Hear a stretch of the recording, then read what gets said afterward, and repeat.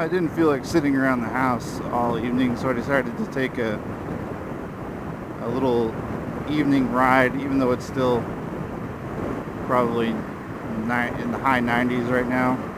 But here in Austin in the summertime, that's just the way it is. It won't cool off until well after the sun's gone down, and I'm not a huge fan of riding in the dark, just because for visibility's sake. I'm always worried that cars can't see me, even though I ride a white bike. But my jacket's black, my helmet's black.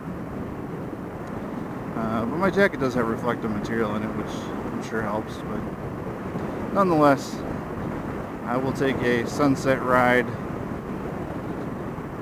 that's a little warm. Not too bad. It's a fun road to ride because I've been working on my cornering skills or my turn skills. It's kind of odd because it seems like most motorcyclists and maybe even scooter riders really like leaning into turns, and that's the one thing that always freaked me out. I don't know if I was always just worried that I was gonna lose the bike, probably hit something that I didn't see and skid out. But I just started riding 2 months ago, so I've been trying to improve my skills. You know, every time I go ride, I try to do something to improve my skills. And I feel like I'm getting a lot better. Turn stuff, feeling a lot more comfortable leaning into curves and applying the right amount of acceleration to keep my balance. And yeah, it's fun. Now I know why everybody enjoys it. So on that topic, I wanted to talk about learning to ride, specifically me learning to ride. Like I mentioned earlier, I started riding about 2 months ago when I bought this scooter, and I'd ridden a little bit when I was younger. When I was 15, I had my moped license, and my grandfather had a moped that he let me borrow from time to time. So I did a little bit of riding back then, but that was almost 25 years ago now. So I haven't ridden anything but a bicycle since then.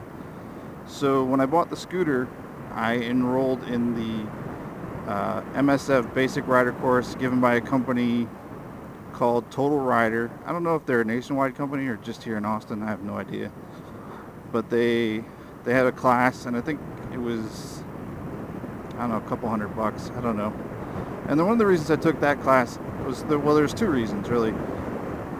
First, it's the easiest way to get a motorcycle license in Texas. So if you take any of the MSF classes there's a bunch of different places in Austin that give them. There's some places that do them just for scooters. There's some places like at Total Rider you could take it on a motorcycle or a scooter. I chose to take it on a motorcycle just because maybe someday I might ride a motorcycle and I wanted to get a little experience shifting and braking and using the clutch and all that. So anyway, in Texas, if you take the MSF class and you pass, you just walk into the DMV or the Department of Public Safety with your slip from the instructor that says you passed, and they basically just pay them $16 and you get your license, or you get your endorsement. It's not really a license. And so that's what I did. And the other reason being is that you get about 8 hours or 10 hours of riding time on somebody else's bike. So if you screw it up, it's their bike. I mean, you may fail the class, but at least you didn't ruin your scooter or motorcycle and end up paying, hundreds or thousands of dollars in damages to get it fixed. But that's the second reason I took it. I thought it was great. I thought it was a great class. Everybody in my class was super cool. My instructor was really cool. I think I learned a lot of things. Every time I go riding, I feel like I think of something that my instructor told us. And I'm constantly trying to improve my skills. But as soon as I got my license, I went riding. I live near a shopping mall, a shopping mall. And so I'd go ride around in their parking lot, just ride around in circles, or ride up and down the aisles. And it gave me the opportunity to kind of negotiate traffic in a controlled area and learn to start, stop and brake, and learn, braking distances and all those kind of things in a kind of controlled environment. Then I started riding more and more on the street, building up speed and distance from my house. And my main goal was, I knew that the scooter needed to go back to the dealership for its 600-mile service, which is the first service for a Vespa, and that was going to mean I was going to have to ride the scooter all the way downtown, which is about a 20-mile one-way ride from my house. And so that was my main goal. And probably about 3 or 4 weeks into it, I was riding downtown. I still had a couple hundred miles to go, which I started to get hooked on riding downtown. So as you can imagine, riding 80 miles a weekend, if I went down twice in a weekend, didn't take very long to hit 600 miles. So dude in the car over there, I don't know if it's a dude or a girl, staring at me the whole time I was getting my gear on.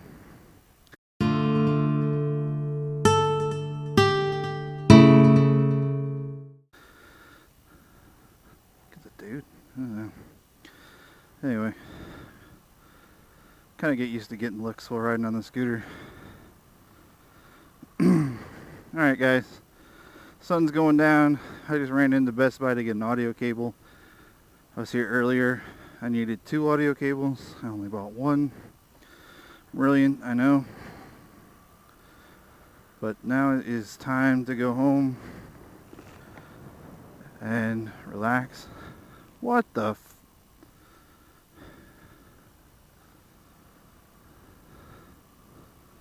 Good gosh.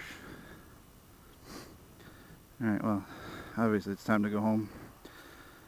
People are driving like idiots. If you haven't already, please subscribe to this channel. I appreciate it. And if you want to follow me on Instagram, I'm at Ride512. Post pictures of where I am around Austin and what I'm up to. Yeah, that's it.